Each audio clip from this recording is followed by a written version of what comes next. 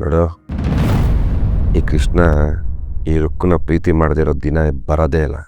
ಒಂದು ವೇಳೆ ಆ ದಿನ ಬಂದರೆ ಅವತ್ತು ಈ ಕೃಷ್ಣ ಇರಲ್ಲ ಅಂತ ಅರ್ಥ.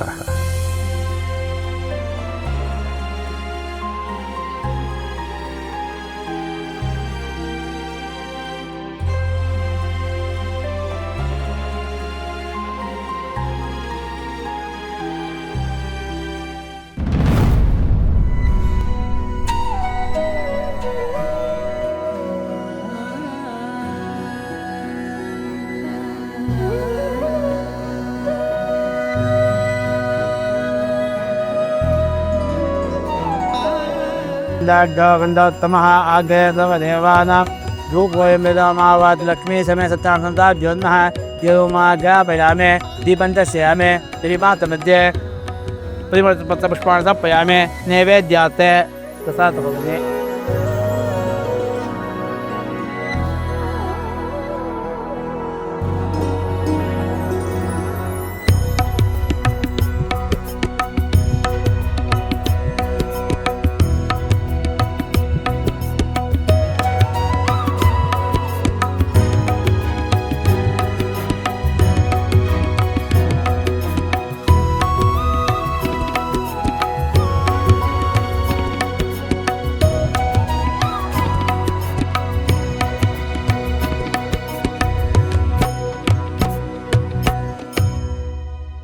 ಎಲ್ಲ ಪ್ರದಕ್ಷಿಣೆ ಹಾಕ್ಬಿಟ್ಟು ಹೂವನ್ನು ಹಾಕಿ ನಮಸ್ಕಾರ ಮಾಡ್ಕೊಳ್ಳಿ. ಅನ್ಯದಾಶಣ ನಾಸ್ತಿ ತಮೇಶಣ ಮಾ ತಸ್ಮಾತ್ ಗಣ ಭಾವೇನ ದಕ್ಷ ಜಿಗೀಶ್ವರಾಭ್ಯೋನ್ಮಃ ಆತ್ಮಪರೀಕ್ಷ ನಮಸ್ಕಾರ ಸಮರ್ಪಯಾಮಿ. ಅನೇಕ ಪೂಜೆ ಸರ್ವತ್ಮ ದೇವತಾ ಸುಪ್ರೀ ದಾಸನ್ನಾದ ಭವತು ತತ್ಸರ್ವಂ ಶ್ರೀಕೃಷ್ಣಾರ್ಪಣಮಸ್ತು.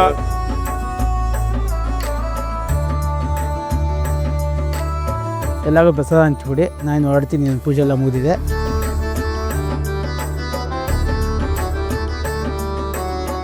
ಬರುತ್ತಾ ಪ್ರಸಾದ್? ನಾನು ಕೊಡ್ತೀನಿ ಇಡ್ಸ್ಬೇಡ.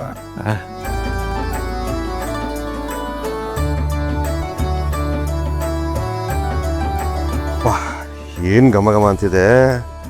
ತುಪ್ಪ 2 ಸ್ಪೂನ್ ಜಾಸ್ತಿನೇ ಹಾಕಿದ್ದಾರೆ. ಗೋಡಂಬಿ, ದ್ರಾಕ್ಷಿ ನೋಡ್ತಾಯಿದ್ರೆ ಆಹಾ. ತೊಡಿಮ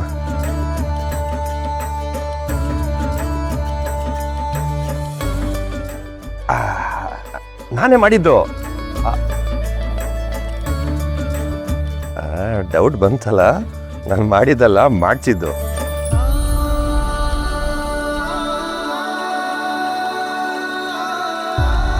ಮುಂದೆ ನಿಂತು ಕೆಲಸ ಮಾಡಿಸೋದು ಎಷ್ಟು ಕಷ್ಟ ಅಂತ ನಿಮಗೂ ಗೊತ್ತಲ್ಲ. ತಿನ್ನಿ. ತೊಡಿಯಮ್ಮ, ಪ್ರಸಾದ ಚೆನ್ನಾಗಿ ತಿನ್ನಬೇಕು. ಅಮ್ಮ, ಪ್ರಸಾದ.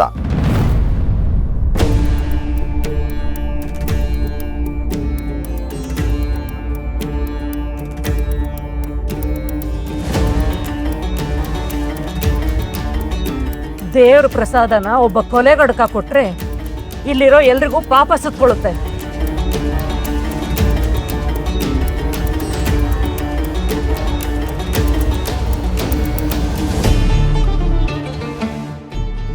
ನಿನ್ನಂತ ಕುಡುಕ ದೇವ್ರ ಪೂಜೆಗೆ ಬಂದ್ರೆ ಶ್ರೇಯಸ್ ಸಿಗತ್ತಾ?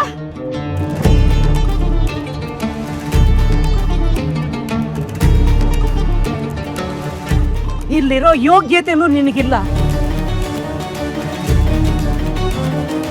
ಇದೇನು ಈ ಮನೆ ನಿಂದೆ ಅನ್ನೋ ತರ ಹರಟೆ ಹೊಡ್ಕೊಂಡು ನಕ್ಕೊಂಡು ಪ್ರಸಾದ ಹಂಚ್ತಾ ಇದೆಯಲ್ಲಪ್ಪ. ಈ ಮನೆಗೆ ನೀನು ಕೊಟ್ಟಿರೋ ಪ್ರಸಾದ ಸಾಲ್ದಾ?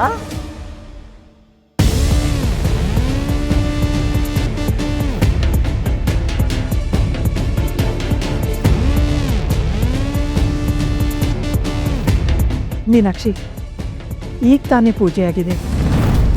ಇಂಥ ಹೊತ್ತಲ್ಲಿ ಇದೆಲ್ಲ ಬೇಕಾ ಹೇಳಿ? ಪೂಜೆ ಯಾವ ಖುಷಿಗೆ ಕಾವೇರಿ? ಯಾವ ಖುಷಿಗೆ? ಮರ್ತೋಗ್ಬಿಟ್ಟಿದ್ಯಾ ನಿಮ್ ಮಗ ಸತ್ತೋಗಿರೋದು?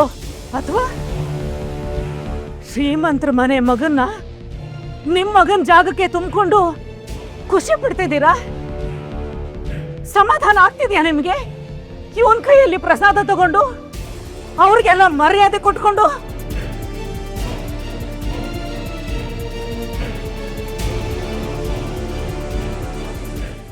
ಅಲ್ಲ ಮೀನಾಕ್ಷಿ, ಅದು ನಿಮ್ ಮಗ ಒಬ್ನೇ ಅಲ್ಲ ಕಾವೇರಿ, ನನ್ನ ಮಗನು ಹೋಗಿದ್ದಾನೆ, ಸತ್ತೋಗಿದ್ದಾನೆ. ಇವ್ರು ಏನ್ ಮಾಡ್ತಿದ್ದಾರೆ ಅಂತ ಗೊತ್ತಿದೆ ತಾನೆ ನಿಮ್ಗೆ? ಹೇಗ್ರಿ ಇಳಿತಾ ಇದೆ ಇದು ನಿಮ್ ಕಂಟ್ರೊಳಗೆ? ಹೇಗೆ? ಬಾ, ದಯವಿಟ್ಟು ಹಂಗೆಲ್ಲ ಮಾತಾಡ್ಬೇಡಿ ಪ್ಲೀಸ್. ಏನು ಅಂದೆ ನೀನು? ನನಗೆ ಬುದ್ಧಿ ಹೇಳಕ್ ಬರ್ತೀಯನೋ?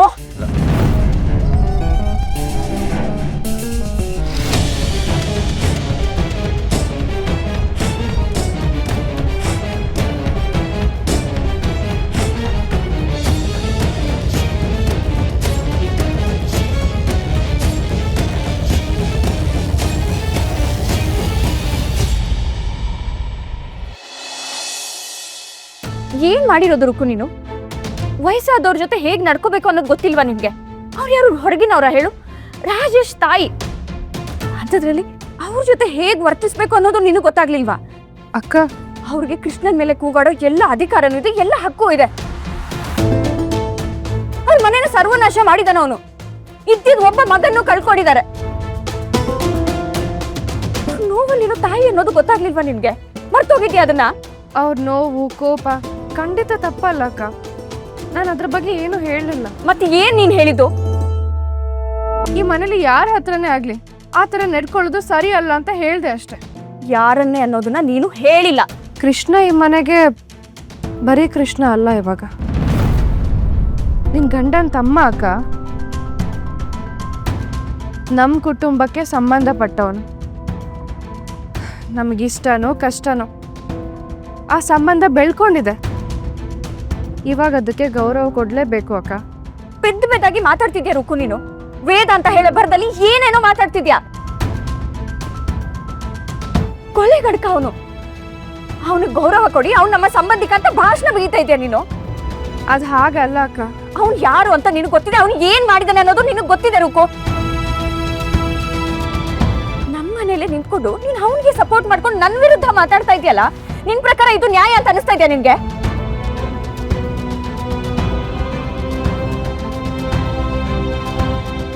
ಕಲ್ಯಾಣಿ, ರುಕ್ಕು ಹೇಳ್ತಿರೋದು ಸರಿಯಾಗೇ ಇದೆ ಕಲ್ಯಾಣಿ. ನಿನ್ನ ಮದುವೆಗಿಂತ ಮೊದಲಿನ ಮಾತು ಬೇರೆ ಇತ್ತು. ನಿನಗೇನು ಅನಿಸುತ್ತೋ, ನೀನು ಯಾರ ಜೊತೆಗೆ ಹೇಗೆ ನಡ್ಕೊಳ್ತಿದ್ಯೋ ಅದೆಲ್ಲ ನಿನ್ನ ವಿಚಾರಕ್ಕೆ ಬಿಟ್ಟಿತ್ತು. ನಿನ್ನ ಬುದ್ಧಿ ತಿಳಿದಾಗೆ ನೀನು ಹೇಳ್ತಿದ್ದೆ. ಆದರೆ ಆಗ ನೀನು ಬರೀ ಕಲ್ಯಾಣಿ ಆಗಿದ್ದೆ ಕಣೆ. ಈ ಮನೆ ಮಗಳು ಮಾತ್ರ ಆಗಿದ್ದೆ. ಈಗ ಆ ಮನೆ ಸೊಸೆ ಆಗಿದೆ. ಆ ಮನೆಯಿಂದ ಯಾರೇ ಬರಲಿ, ಒಂದು ಆಳೆ ಬರಲಿ ಅರಸನೇ ಬರಲಿ, ಅವರು ನಮ್ಮ ಮನೆಗೆ ಅತಿಥಿ ಕಣೆ.